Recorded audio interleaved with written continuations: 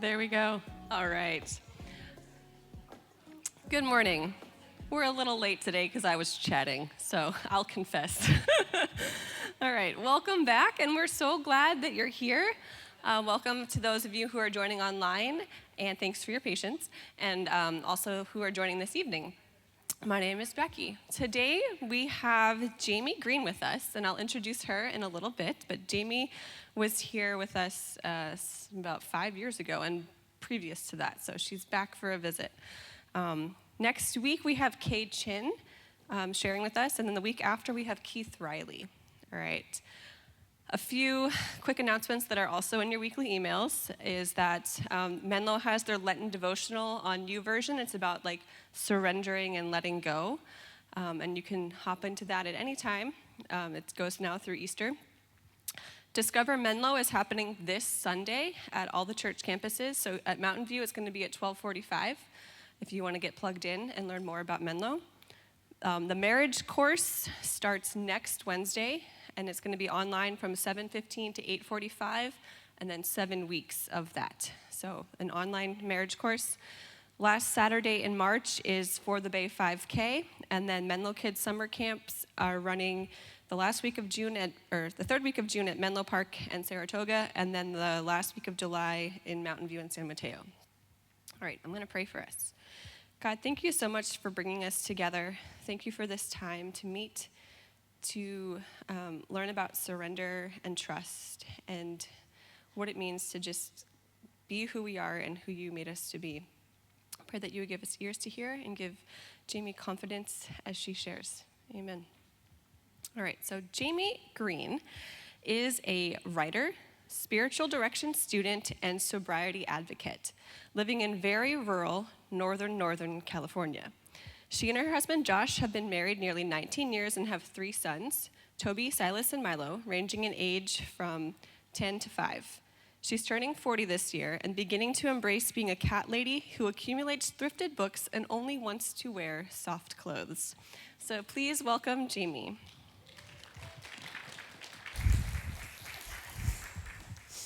Who wrote that bio? She has it out for me, but it's true.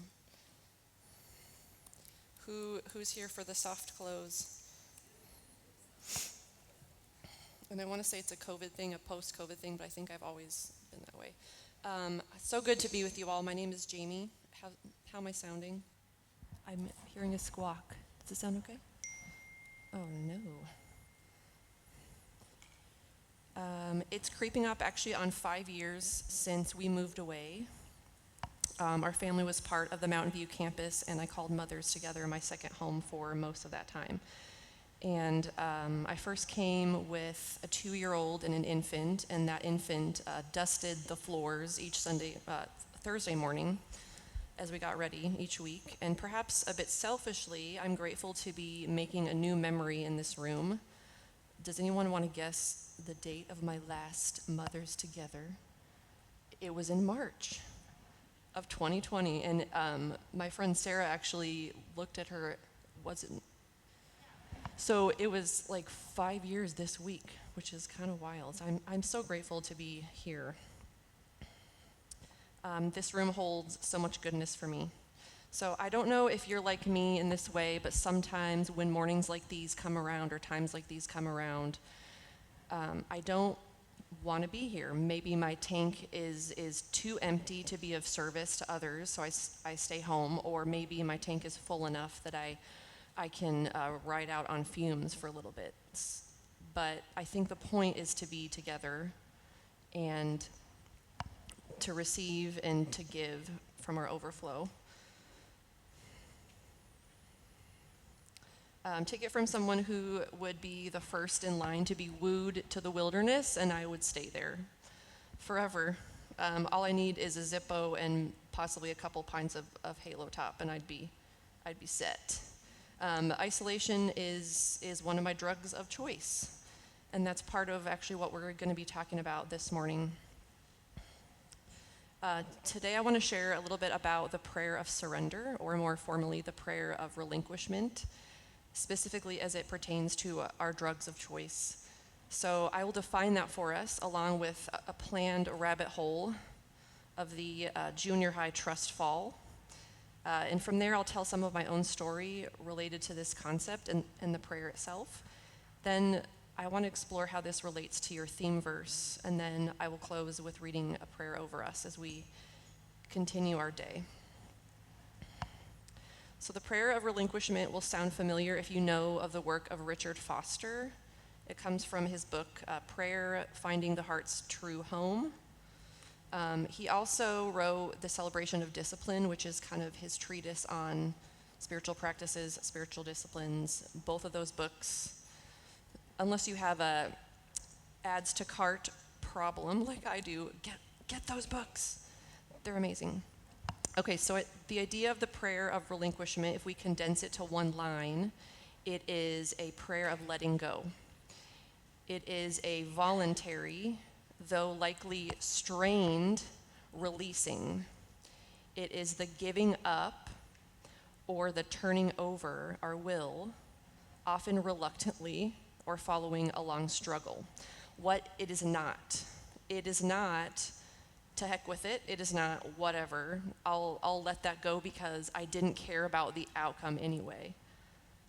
You know, how often are we thinking that I'm not going to hope so I don't be disappointed? My 8-year-old son came to me last week with his birthday list, and he's holding it like this, and he said so cutely, I don't want to give this to you because I'm afraid that you're going to say no.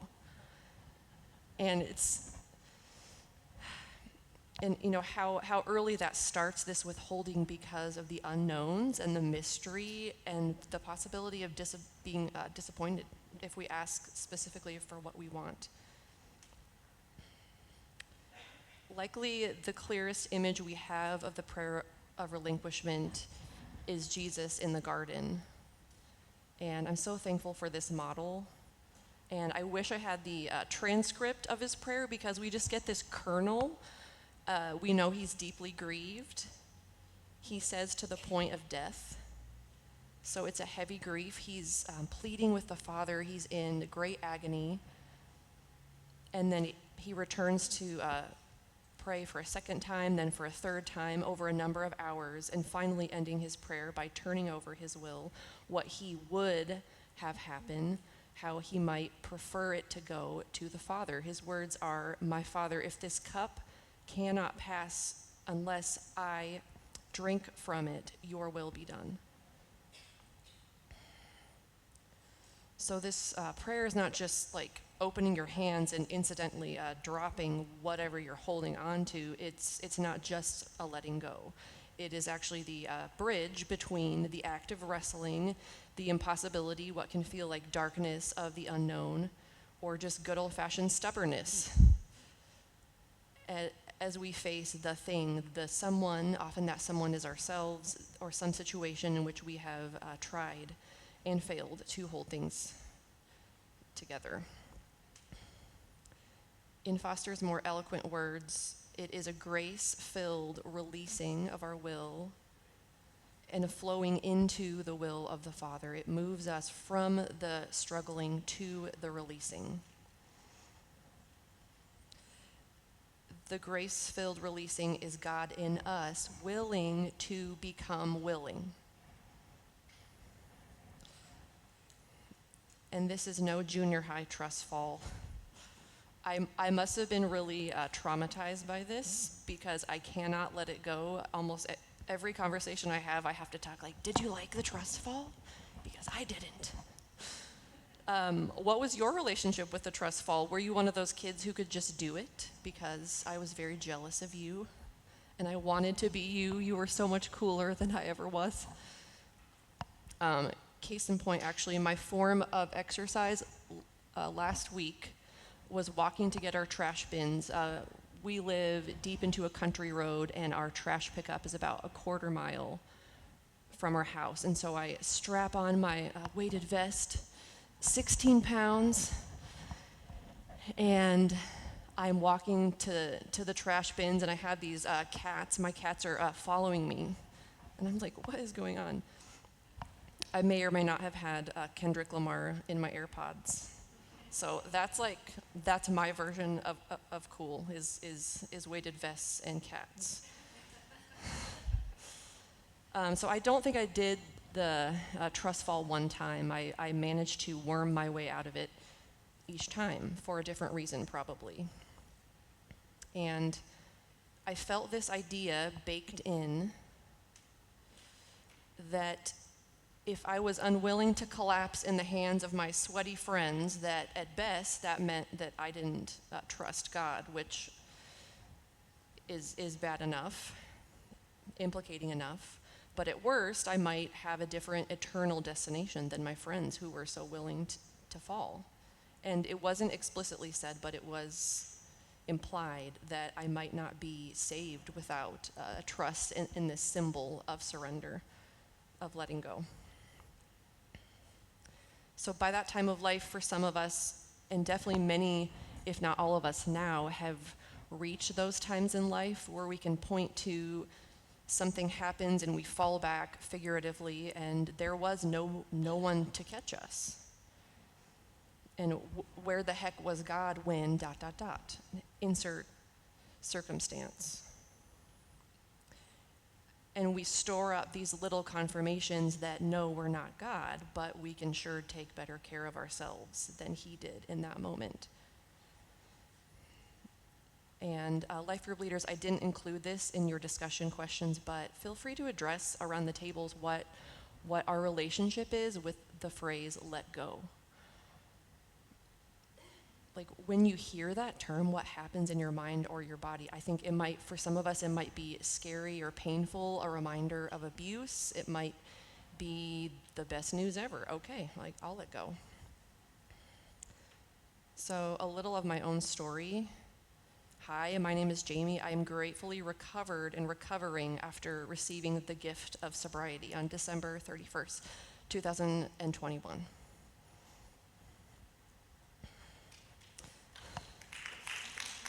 That was a long, I didn't mean for the pause to be that long, but I was like, whoo, I said it. It's been a little bit over 3 years now, but I'm here to say I cannot, for the life of me, drink like a normal person, but I will go on record to say I tried. And it's funny because I've been out with some of you, actually, and I've been told and asked since I quit, oh my gosh, I didn't know that was a thing, and I probably would tell you, well, I was also trying to not know. I was shielding myself from the reality as well.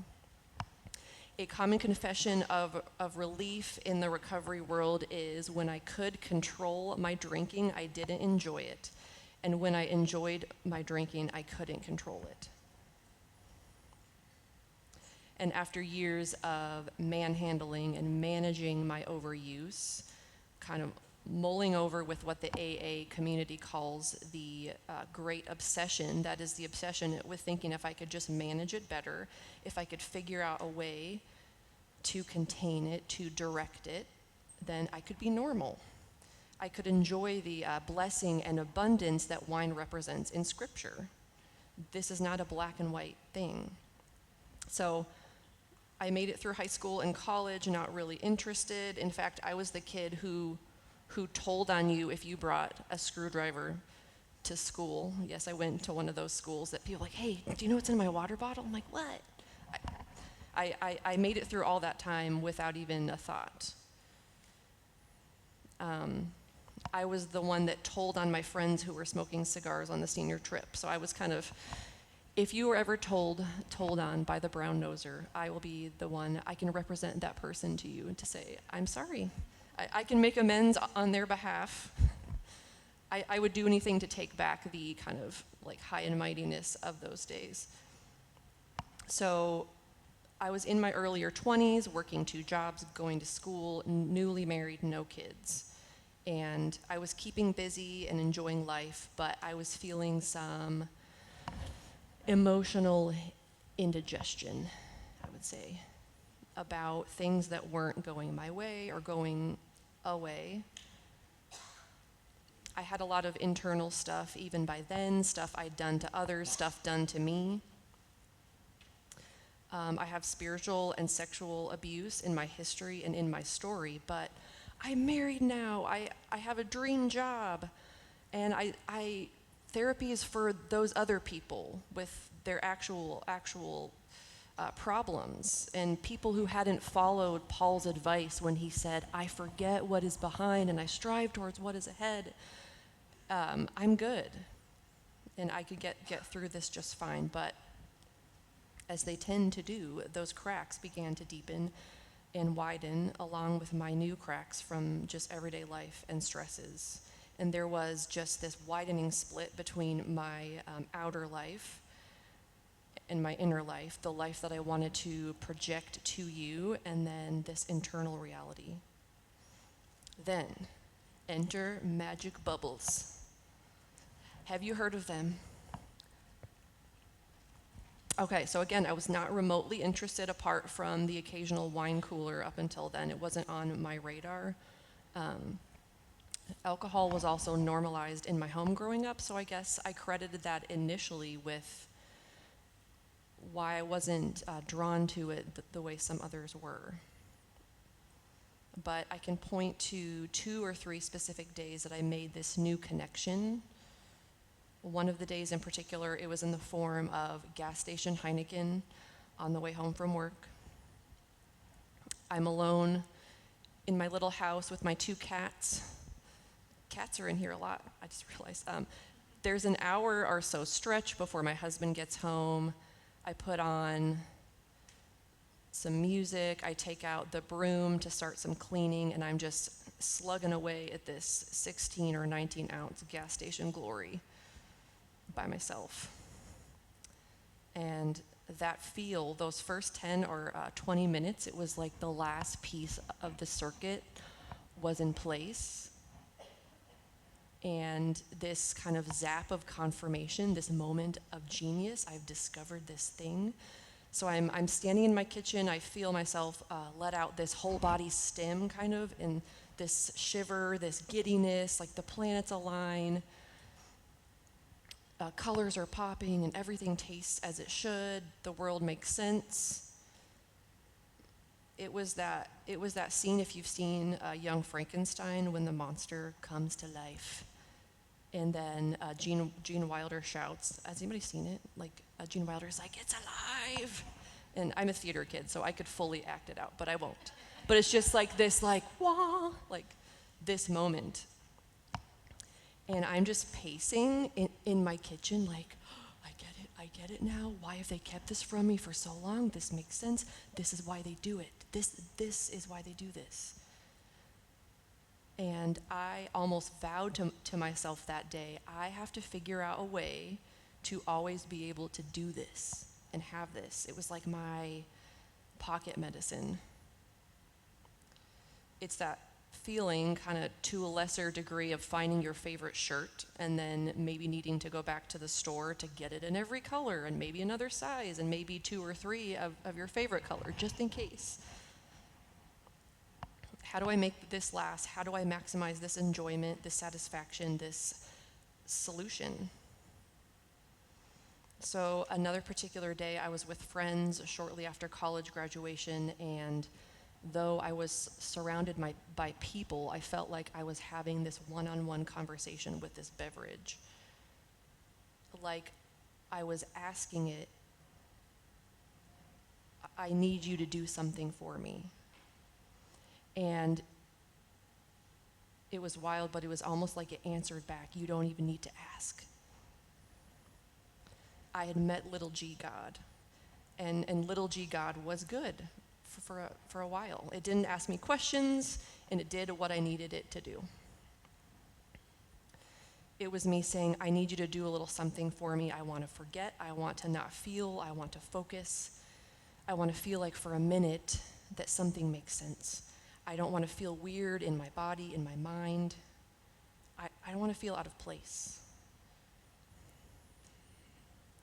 And it did answer that until it didn't. So I want to pause here to name that our little G gods work for a time, or else we would not do them. We wouldn't like perhaps we shouldn't dignify them more than that, but so often we skip to labeling something the problem so we can feel guilty enough to extract it, and we neglect to tend to what is underneath. And those are the places that need care and attention.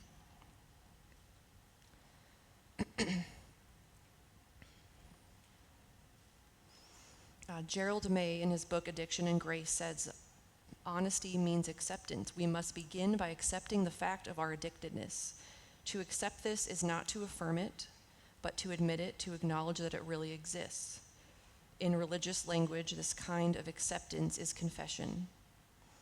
In the context of consecration, it means recognizing that our attachments are our idols, that they eclipse God. So there was a considerable honeymoon phase with my new Genius Juice, chasing those first 20 minutes over and over again for many years, and the more I chased, the less it mattered the form it came in. And to make it trickier, I could go for long stretches without it. And I often did that to prove to myself, look, I don't have a real problem, I just need to manage it better, said everyone ever, right?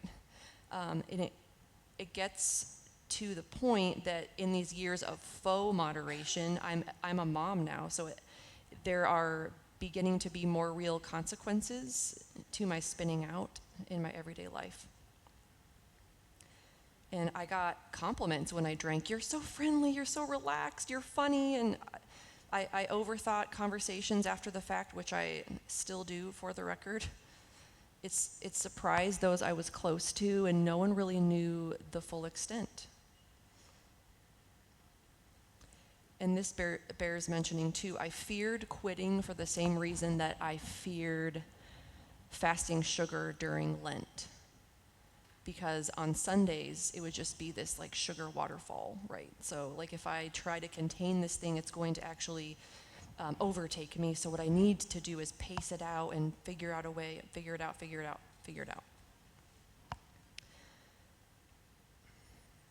I'm doing the cliche 11 p.m. Google search. Am I or am I not? Alcoholic or not? I knew I was losing the war with keeping up appearances.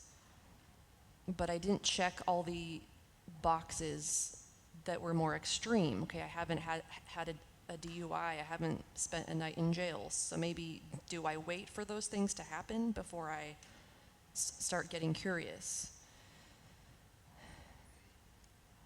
And for me, winning the battle would be showing a healthy relationship with alcohol to my kids. Wouldn't it be weirder for them to have a sober mom? Wouldn't that make it like, whoa, what is this? And that's their journey. I wanted the story of mastering alcohol. I imagine just red wine with dinner on a Thursday. But the reality was, when Josh and I would go out on a date, we'd each order something and we'd be getting up to go. And he just would have half a glass on the table. And I'm like, what? Why are you leaving that there? He's like, it wasn't good. And I was like, oh, well, I'll take care of that for you. Just let me have a little sip, right? In the words of my brother-in-law, like that's the true abuse of alcohol, the abuse by way of neglect. You are the true abusers of alcohol, like neglecting what it can do. A common question I hear now is, how did you know? How did you know that you wanted or had to quit? And that is for all of us as well. How do we know when it's time to turn our will and our lives over to the care of God? It's a hard question to answer because we assume that when presented with enough logical facts, we will make the right decision. One day I came across the terms sober curiosity and gray area drinking. These opened the door for me to ask if I was waiting on a black and white to tell me what to do. I learned that, at least in the beginning for me, better questions might be, how's it working for you? Is your drug of choice making good on its promise? Or are you free? And that was a question that I knew the answer to. I knew that I was done with whatever this was. In the words of my therapist years before this, aren't you tired? Aren't you tired of trying to clean this mess up by yourself? You can't do that anymore. Anne Lamott writes, there's a lot to be said for having really reached a bottom where you've run out of any more good ideas or plans for everybody else's behavior, or how to save and fix and rescue, or just get out of a huge mess, possibly of your own creation. For each of us, that fact and the realization that we're at the end of our ideas and our efforts is literally the best news. None of us truly have the luxury of pretending, but the gift of having my story is that I can see it very vividly. It's an initiation into a different kind of club. So reality, our respective rock bottoms, and then the prayer of relinquishment is not fatalism, it's not resignation, it's not giving up. Has anybody ever seen the jokes around Lent? Like, I give up. For Lent, I just give up. The prayer, it follows a struggle or a wrestle, and maybe it's something you built that you know you have to leave, something you earned that you have to move on from, something you invested in or worked for, an idea of what family would look like in this season, or just what this season in general was supposed to look like, what you're holding on to or preserving or bargaining, and maybe you're just simply tired. Foster says, we do not resign ourselves to fate.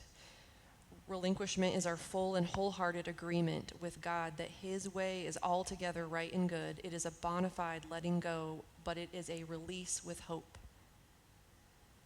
He continues, often we hold so tightly to the good that we do know that we cannot receive the greater good that we do not know. And God has to help us let go of our tiny vision in order to release the greater reality He has in store for us. So I don't remember the date as a kid that I took Jesus at His word, but I have this new date now. On December 31st of 2021, in my laundry room, I prayed I prayed a prayer as honest and bare as any, which was, God, I want to be free. I'm scared. You know what I'm pushing down. You know what has to come up and what will come up if you're asking me to give this up. But if this is going to work, it can't feel like work. It has to feel like freedom. It has to feel like letting go and just saying yes.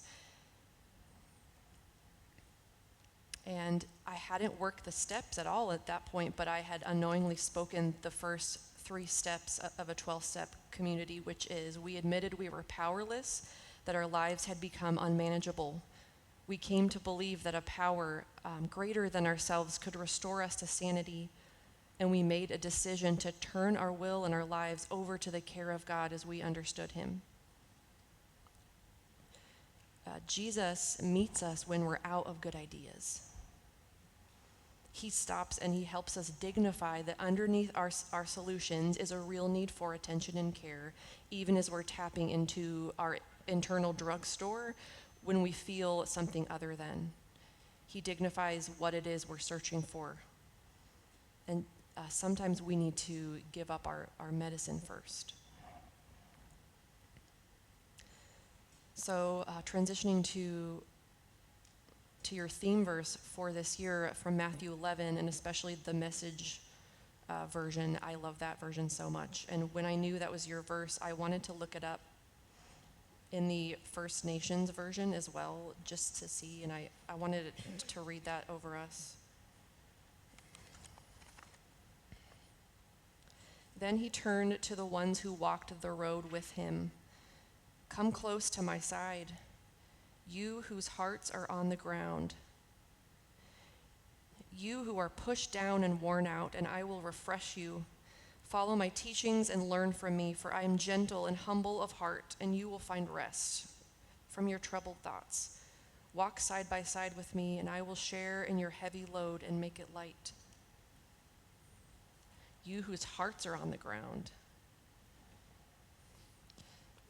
So whether you're going through it with a friend, something scary at work, maybe we're planning an exit, or deciphering what's next for a child who needs maybe more help than what we ourselves can give, we're maybe just generally overwhelmed with the state of everything in here and out there. What is that thing for you? There might be a mess of our own making or someone else's making, or you're in the knot of figuring it out. If I could just get at it from this angle or from the inside, I could figure it out. Could it be that Jesus is inviting us ever so gently to drop it, or even be willing to release a finger, a bit of our grip?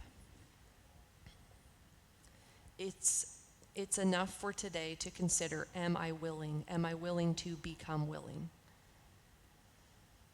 Our letting go is not giving up. It's just moving over. It's making room for his peace, his rest, his clarity. Jesus is saying, follow me. I will refresh you. I will give you rest. Trade in your heavy load for a light load. The prayer of relinquishment is the grace-filled releasing of our will and a flowing into the will of the Father, moving us from the struggling to the releasing. It is being willing to be held by the one who beholds you. So may we be willing to become willing. To close, I want to read this prayer over us. You actually have this example at your tables, along with another one that you can use later in your group time or on your own. But I want to read this over us. Today, O Lord, I yield myself to you. May your will be my delight today. May your way have perfect sway in me. May your love be the pattern of my living. I surrender to you my hopes, my dreams, my ambitions. Do with them what you will, when you will, as you will. I place into your loving care my family, my friends, and my future. Care for them with a care that I can never give. I release into your hands my need to control, my craving for status, my fear of obscurity. Eradicate the evil, pacify the good, and establish your kingdom on earth. For Jesus' sake. Amen. Thank you guys for listening.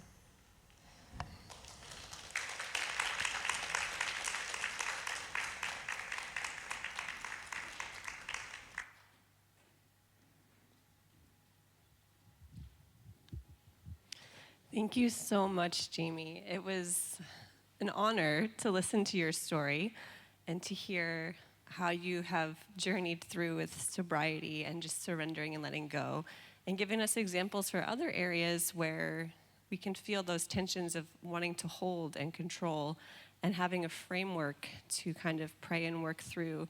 Not that we're letting go and giving up, but that we're letting go to release God's care and shepherding over us. So thank you. There are some discussion questions on your table, and so we have about 50 minutes until we wrap up. All right.